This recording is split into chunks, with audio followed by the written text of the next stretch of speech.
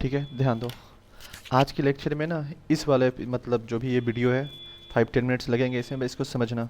ये जो टॉपिक अभी जो डिस्कस कर रहा हूँ ये है direction cosine of 3D vectors और 3D लाइन। तो 3D लाइन में भी इसका बहुत ज़्यादा कॉन्सेप्ट यूज होगा। मतलब 3D का मान के चलो कि 70% 80% क्वेश्चन जो है वो सिर्फ और सिर्फ इसी टर्म पे बेस्ड होता है। तो उसको अच्छे से समझिएगा। देखो, डायरेक्शन कोसाइन कुछ और नहीं है, बस कोई भी लाइन दे रखा है। हम लोग 2D से पढ़ते आ रहे हैं, लाइन को डिफाइन करने के लिए पॉइंट चाहिए होता था और उसका डायरेक्शन होना चाहिए था। ठीक है, तो 2D में तो हम लोग स्लोप से लाइन डैट इज डायरेक्शन पता कर लेते थे, लेकिन 3D में स्लोप से डायरेक्शन पता नहीं कर सकते हैं। 2D में जब स्लोप की बात करते थे तो वहाँ पे टैन थीटा वगैरह से हमारा टैन थीटा को ही बेसिकली स्लोप कहा करते थे, है ना। बट 3D के केस में टैन थीटा से हम लोग स्लोप फाइंड नहीं कर सकते। ठीक है, उसमें क्या होता था कि अगर हम लोग 2D की बात करते थे, अगर हम लोग 2D की बात करते थे तो अगर कोई लाइन है ना एक्स एक्सिस के साथ, जैसे मान लो ये दिस वन को मैं मान लेता हूँ कि ये जो है हमारा है वो एक्स एक्सिस है। ठीक है, ये जो है हमारा, पता नहीं वीडियो में आ रहा है कि नहीं, ठीक है अब शायद आ रहा होगा। ओके, अब एडजस्टमेंट तो भाई ऐसे ही करना पड़ेगा। देखिए ये एक्स एक्सिस है और मान लीजिए ये जो है हमारा वाई एक्सिस है। क्लियर, ये एक्स एक्सिस वाई एक्सिस और ये जो है हमारा ओरिजिन। क्लियर, तो अब ध्यान दीजिएगा, उसमें शायद इन्वर्ट आ रहा होगा, बट कोई नहीं, समझने की कोशिश करना बस। अभी फिलहाल तो यही जुगाड़ है, एक्स एक्सिस वाई एक्सिस और ये ओरिजिन है। तो देखो उस समय हम लोग क्या डिसाइड करते थे, मान लो कि ये कोई लाइन, ये कोई लाइन है, तो हम लोग क्या देखते थे कि ये जो लाइन है वो एक्स एक्सिस है। एक सेकंड रुकना, इसको मैं रख देता हूँ। ये मान लो लाइन है, ठीक है। ये जो पेज देख रहे हो वाइट पेज, ये एक्स वाई प्लेन, ये जो है आपका लाइन हो गया, रेड वाला जो पेन है वो लाइन है। तो ये एक्स एक्सिस के साथ, ये पॉजिटिव एक्स एक्सिस के साथ जो एंगल फॉर्म करता था थीटा। ठीक है, यहाँ से अगर मान लीजिए कि इसका ये जो टिप है, ध्यान दीजिएगा, ये x कॉमा वाई है, मतलब कि ये x एक्सिस पर यहाँ तक गया होगा x डिस्टेंस और यहाँ से y एक्सिस के पैरेलली मूव किया होगा y, तो ये एक्स वाई कोऑर्डिनेट मिला, ये थीटा। तो उस केस में हम लोग tan थीटा डिसाइड करते थे, tan थीटा डिसाइड करते थे y बाई एक्स। और हम लोग जो भी थीटा है, जैसे थीटा को फिर लिखते थे, इसमें शायद फिर नहीं आ रहा है, एक सेकेंड, चलो कोई नहीं।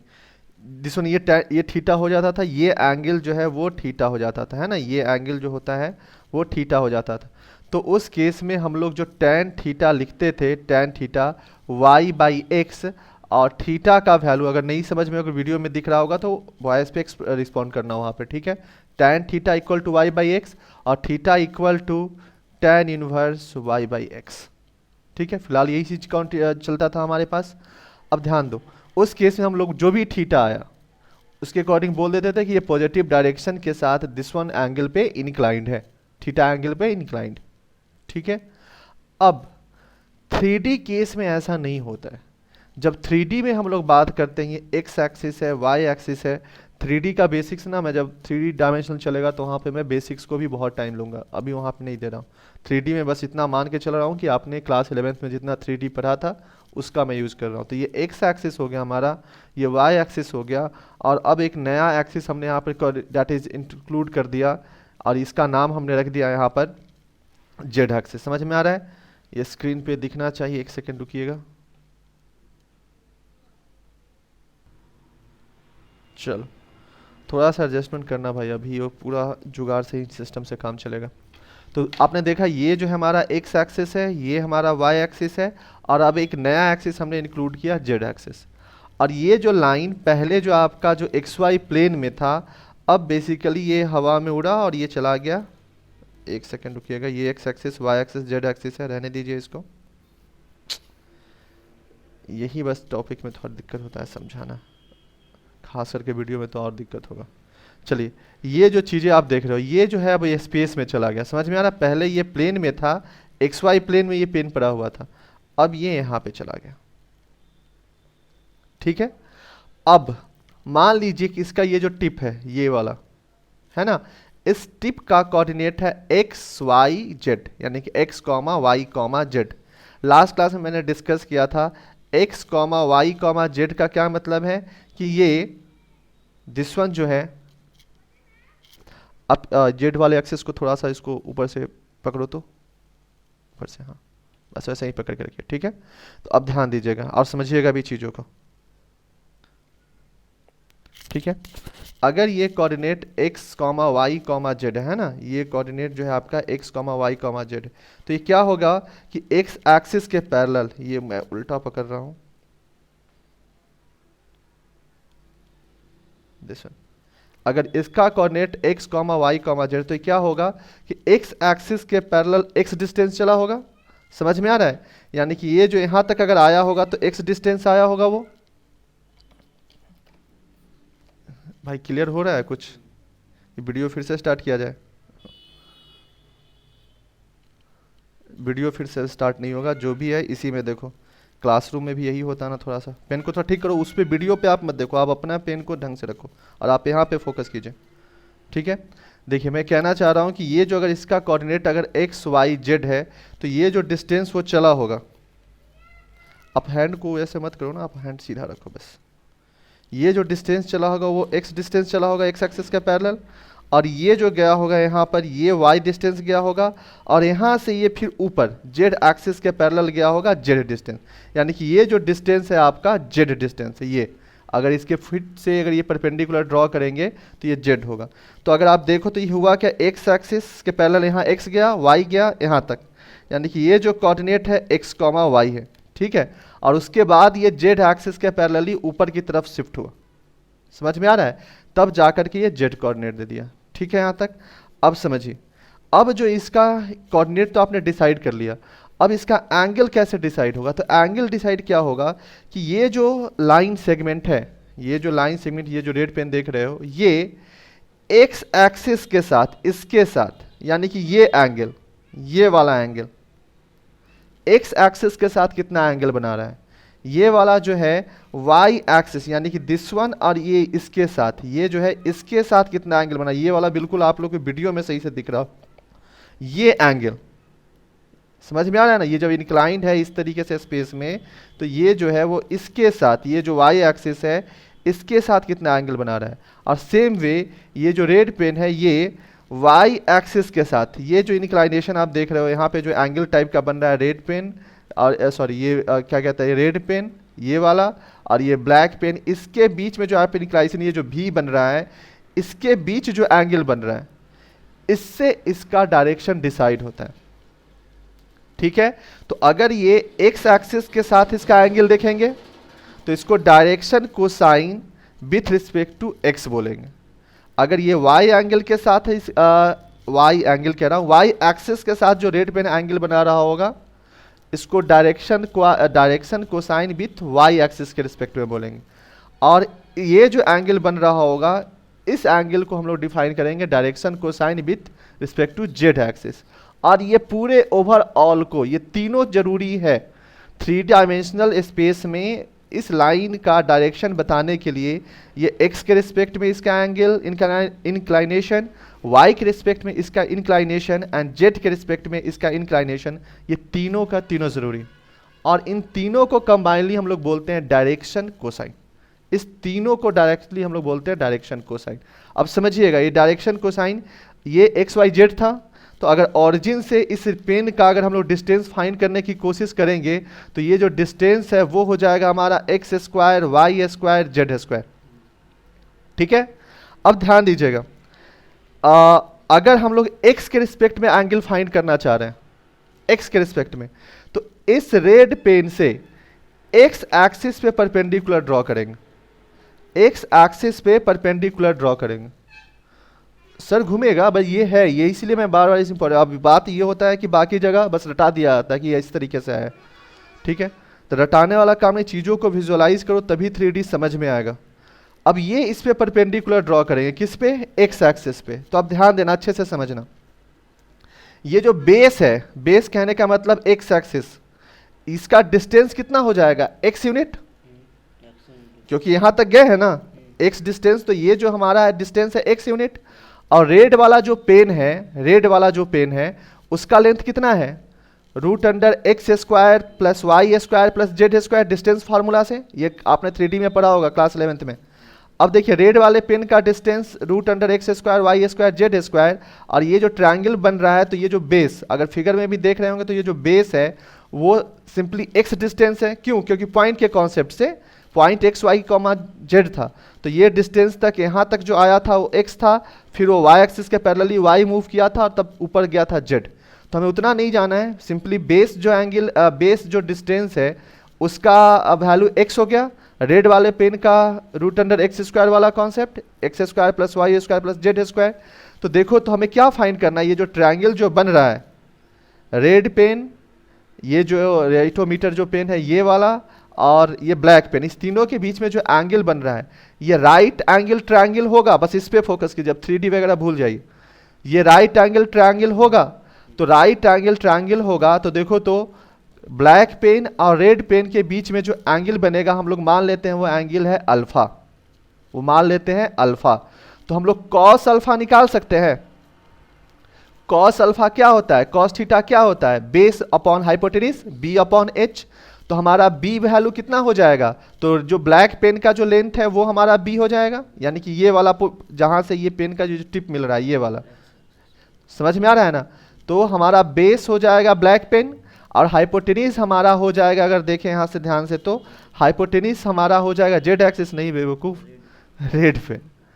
ठीक है, तो कॉस, अच्छा आपने भी यही बोला था, तो बहुत बढ़िया। चलिए, तो ये आपका कॉस अल्फा कितना हो जाएगा, तो cos alpha base upon hypotenuse, यानी कि बेस का मतलब हो गया कितना एक्स, और hypotenuse root under x square plus y square plus z square. समझ में आ रहा है, क्लियर है?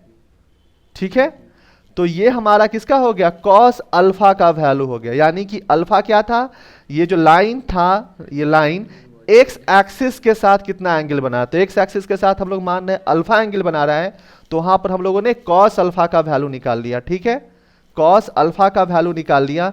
ये शायद वीडियो में ना दिखे, लेकिन मैं ये अलग से पढ़ाऊंगा लेक्चर में आज के, तो वहां पे इसको कंटिन्यू कर लीजिएगा। तो कॉस अल्फा हमारा हो जाएगा root under x upon x square plus y square plus z square.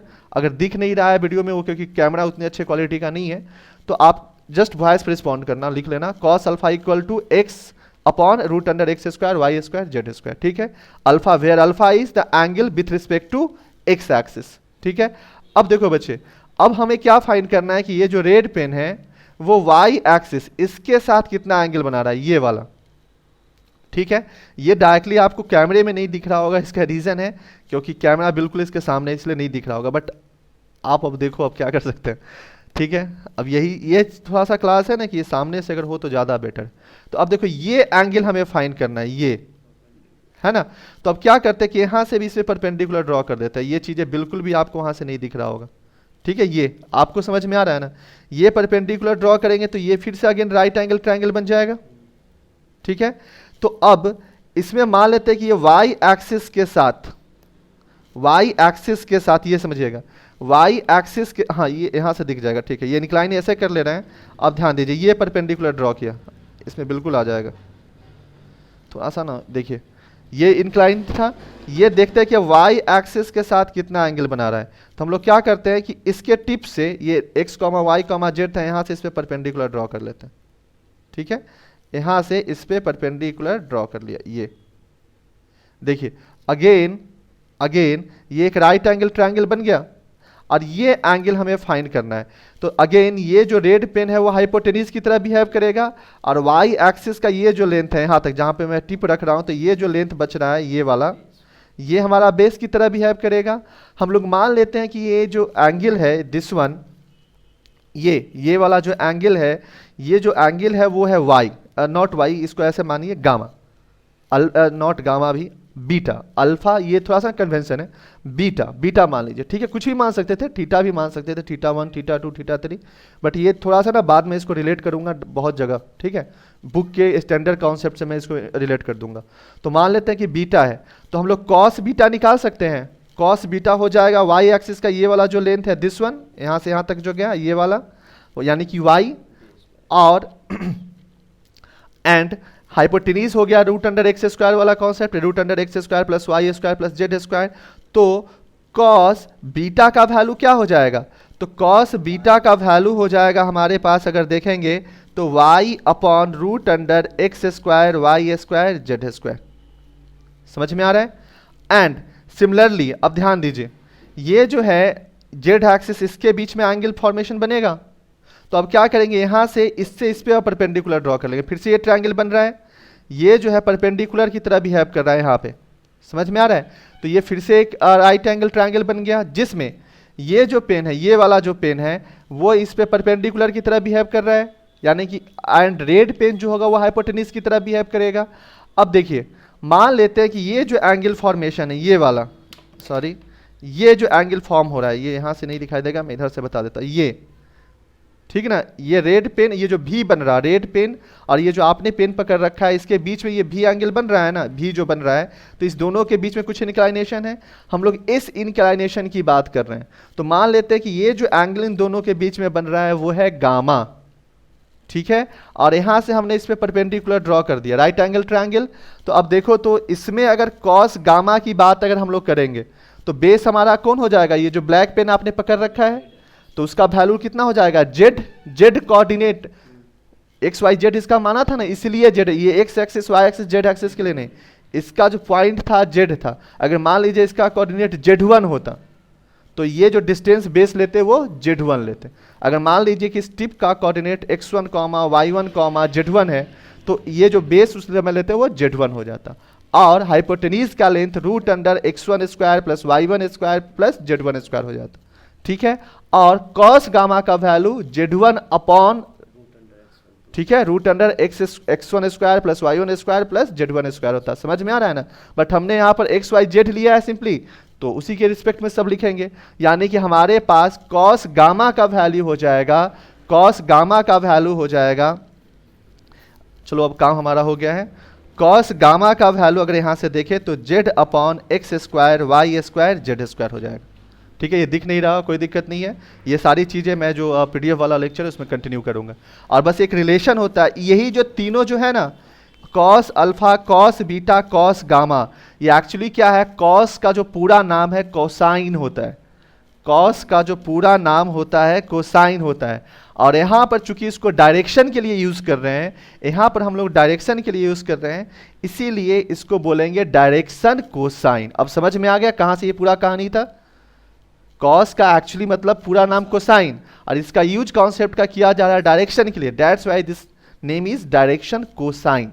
ठीक है, और डायरेक्शन कोसाइन के स्क्वायर का सम, कहने का मतलब कॉस स्क्वायर अल्फा, सब अब यहाँ पे दिख नहीं रहा होगा तो वॉइस पर रिस्पॉन्ड करना, then cos square alpha plus cos square beta plus cos square gamma का जो वैल्यू होता है वो 1 होता है। अगर ऐसा नहीं है तो वो डायरेक्शन कोसाइन नहीं है, इस चीज़ को हमेशा ध्यान रखिएगा।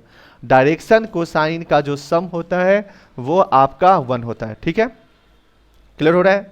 तो ये सारे कॉन्सेप्ट ध्यान रखिएगा, और अब मैं फिर से आपके पीडीएफ वाले पे पहुंचता हूं और आपको कंटिन्यू करता हूं। इस लेक्चर को बीच में यूज होगा इसलिए मैंने पहले ही बता दिया है। चलिए, तो इस वीडियो को मैं बंद करता हूं और बैक होते हैं मेन टॉपिक पे।